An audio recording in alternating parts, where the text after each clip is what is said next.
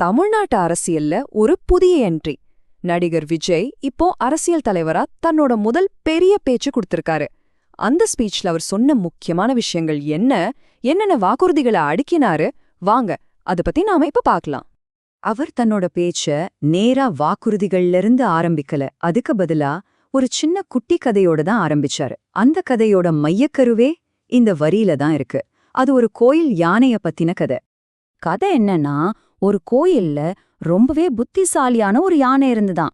யாராலையும் ஏமாத்தவே முடியாத யானைன்னு அதுக்கு பேராம்.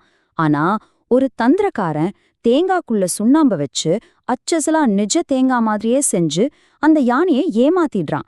யானையும் பாவம் நம்பி சாப்பிட்டுடுச்சு. கொஞ்ச நாள் கழிச்சு அதே தந்திரக்காரன் மறுபடியும் வர்றான். இந்த தடவை வாழைப்பழத்துக்குள்ள இருக்கிற பழத்தை எடுத்துட்டு அதுக்குள்ள பஞ்ச வச்சு யானை கிட்ட நீட்டுறான். ஆனா இந்த முறை யானை ஏமாறல. ஏன்னா அதுக்கு நல்ல ஞாபக சக்தி. ஒரு தடவை ஏமாந்தாச்சு, இனிமேல் ஏமாறக்கூடாதுன்னு முடிவு பண்ணி அந்த ஆளை தும்பிக்கையால தூக்கி வீசிடுச்சு. ஒரே தந்திரத்தால 2வது தடவை ஏமாறாது. இதுதான் அந்த கதையோட சாராம்சம். சரி, இந்த கதைக்கும் அரசியலுக்கும் என்ன சம்பந்தம்? இங்கேதான் விஜய் விஷயத்துக்கே வர்றாரு. அந்த புத்திசாலி யானை யாருன்னா வாக்காளர்களான மக்கள் தானாம். அப்போ அந்த தந்திரக்காரர்கள் யாரு? அத உங்க யூகத்துக்கே விட்டுடுறேன்னு அவர் சொன்னாரு. இது மூலமா மக்கள் இனிமே ஏமாற மாட்டாங்கங்கிற மெசேஜ ரொம்ப அழுத்தமா பதிவு செஞ்சாரு. இப்படி ஒரு முன்னுரையோட அவரோட கட்சி ஆட்சிக்கு வந்தா என்னென்ன நலத்திட்டங்களை கொண்டு வருவோன்னு அடுத்தடுத்து அடுக்க ஆரம்பிச்சாரு. அதுல 3 நிதி சம்பந்தப்பட்ட திட்டங்கள் ரொம்பவே முக்கியமானது. முதல்ல குடும்பத் தலைவிகளுக்காக மதிப்புமிக மகளிர் திட்டம். அடுத்து கேஸ் சிலிண்டர் பிரச்சினைக்காக அன்னபூரணி சூப்பர் 6 திட்டம்.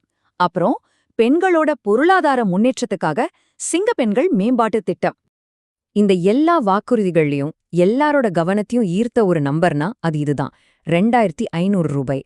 மதிப்புமிகும் மகளிர் திட்டத்தின் கீழே ஒவ்வொரு குடும்பத் தலைவிக்கும் மாசம் இந்த தொகை கொடுக்கப்படும்னு சொன்னதுதான் அந்த முக்கியமான அறிவிப்பு. வெறும் பண உதவி மட்டும் இல்லாம ஒரு குடும்பத்தோட ஒவ்வொரு முக்கியமான கட்டத்திலையும் அரசு கூட இருக்குன்னு சொல்ற மாதிரி சில திட்டங்களையும் அறிவிச்சாரு. அதாவது குழந்தை பிறப்புக்கு தாய்மாமன் தங்க மோதிரம் திட்டம், பிள்ளைகளோட படிப்புக்கு காமராஜர் கல்வி உறுதி திட்டம், அப்புறம் கல்யாணத்துக்கு அண்ணன் சீர்திட்டம்னு சொல்லப்போனா ஒரு முழு லைஃப் சைக்கிள் சப்போர்ட் மாதிரி இந்த வாக்குறுதிகள் இருந்துச்சு. நலத்திட்டங்களுக்கு அடுத்து அவரோட பேச்சோட அடுத்த முக்கியமான அம்சம் பெண்களுக்கு எதிரான குற்றங்களை தடுக்கிறதுக்கான ஒரு விரிவான திட்டத்தை பத்தி தான் இருந்துச்சு.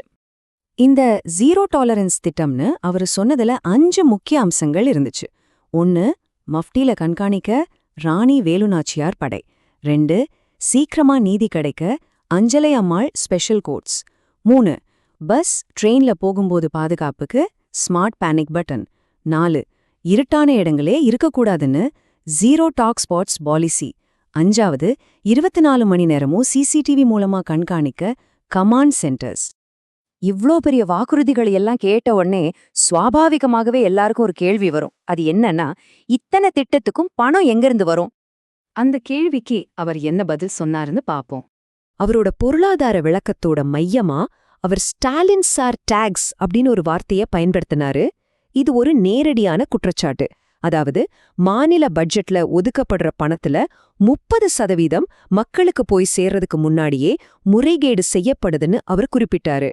இது அவரோட பேச்சில் வைக்கப்பட்ட ஒரு வாதம் அப்படிங்கறத நாம புரிஞ்சுக்கணும்.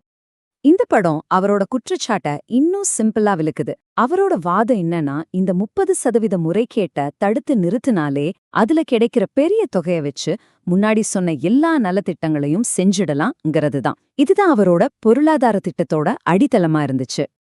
இந்த பொருளாதார விளக்கத்துக்கு அப்புறமா தன்னோட பேச்ச ரொம்ப நம்பிக்கையான ஒரு செய்தியோட அவர் முடிச்சாரு. கடைசியா மக்களை பார்த்து கான்ஃபிடென்ட்டா இருங்க, கண்டிப்பா நல்லதே நடக்கும், வெற்றி நிச்சயம் அப்படின்னு சொல்லி தன்னோட முதல் உரைய முடிச்சாரு. ஆஹா, ஒரு சின்ன கதையில ஆரம்பிச்சு பல அதிரடியான வாக்குறுதிகள், ஊழல் குற்றச்சாட்டுன்னு போன இந்த முதல் பேச்சு தமிழ்நாட்டு அரசியல்ல ஒரு தாக்கத்தை ஏற்படுத்துமா?